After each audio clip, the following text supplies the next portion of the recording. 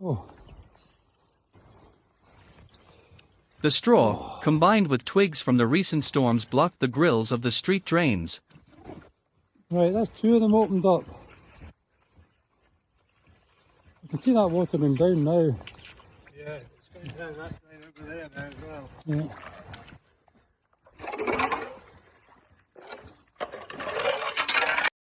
Water from Point C. The drains on West Road, A832, were blocked by mud carried down from the fields above Point C.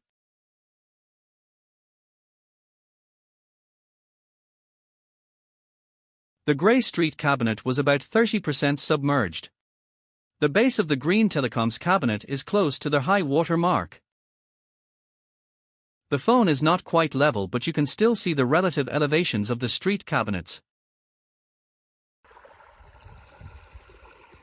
At Point C on Wednesday the 7th of February. Notice the soil washed off the field and across the road.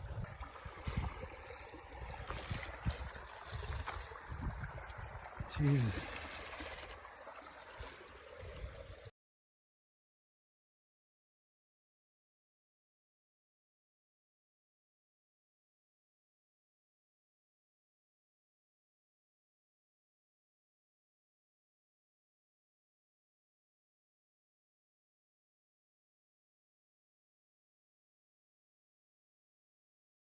It's down there where the straw's against the fence, and then I guess this big catchment area.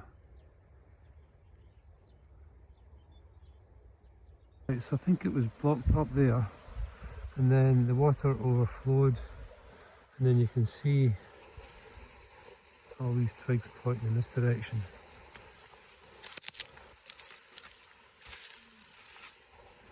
Down the road, probably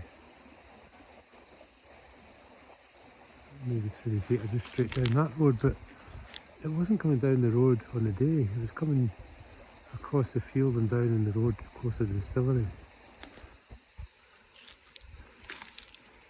Okay, so if you're water coming from here and you're flowing, you get to this point here and you can see that the into the field looks lower than going down the road, which is why there's so much in the field. So it not only came from up here, it must have come from the burn as well.